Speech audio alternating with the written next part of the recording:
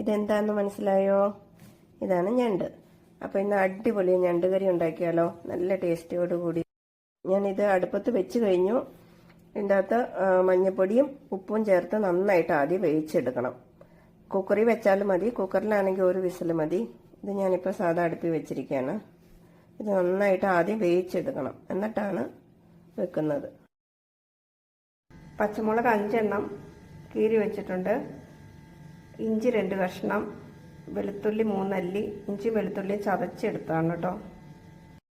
മഞ്ഞൾപ്പൊടി 1 ടീസ്പൂൺ, മല്ലിപ്പൊടി 2 table spoon, മുളക് പൊടി 2 table spoon, garam masala 2 teaspoon.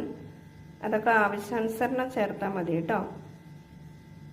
വെളിച്ചെണ്ണ ചൂടായിട്ടുണ്ട്. സബോള 2 കിലോ ഞണ്ടിന് 1 കിലോ സബോളയാണ് എടുത്തിരിക്കുന്നത്. അപ്പോൾ ഈ സബോള നന്നായിട്ടൊന്ന് വഴറ്റിയെടുക്കാം, ബ്രൗൺ നിറാവുന്നവരെ. വെളിച്ചെണ്ണ തന്നെ വേണം കേട്ടോ, എന്നാലേ എൻ്റെ ടേസ്റ്റ്. അങ്ങനെ സബോള മൂപ്പായി വന്നിട്ടുണ്ട്. ഇനി നമുക്ക് ഇഞ്ചി വെളുത്തുള്ളി പച്ചമുളക് ഇട്ടു.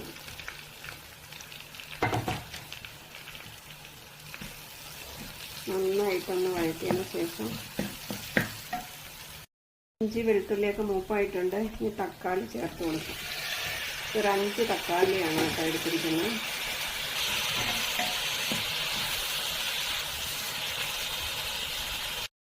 നമ്മുടെ തക്കാളിയൊക്കെ നല്ല പേസ്റ്റ് പരുവായിട്ടുണ്ട്. ഇനി മസാല ഇട്ട് കൊടുക്കാം. നന്നായിട്ടൊന്ന് പച്ചമണമൊക്കെ മാറുന്നവരെ ഒന്ന് വഴറ്റിയെടുക്കാം.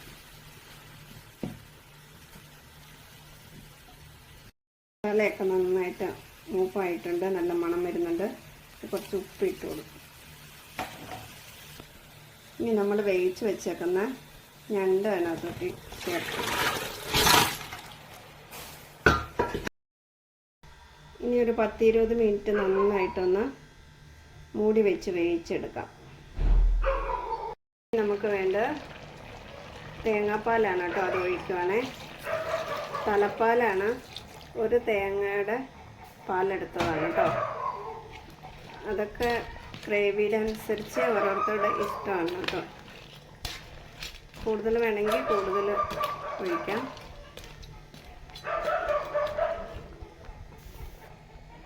ഈ തേങ്ങാപ്പാലിൽ കിടന്ന് നന്നായിട്ടൊന്ന് തിളക്കിയിട്ട് ഒരു 10 മിനിറ്റ്. നന്നായിട്ട് തിളന്ന് വന്നിട്ടുണ്ട്. ഇനി കുറച്ച് കുരുമുളക് പൊടി ഇട്ട് കൊടുക്കാവേ. ആവശ്യാനുസരണം ഇട്ട് കൊടുക്കാം കേട്ടോ, എരിവിനനുസരിച്ച്. അങ്ങനെ നമ്മുടെ നണ്ടുകറി റെഡി ആയിട്ടുണ്ട്. തേങ്ങാപ്പാലൊക്കെ ചേർത്ത് ഉണ്ടാക്കി വെക്കുന്നുണ്ട്. അടിപൊളി ടേസ്റ്റാണ് കേട്ടോ. നല്ല മണം വരുന്നുണ്ട്.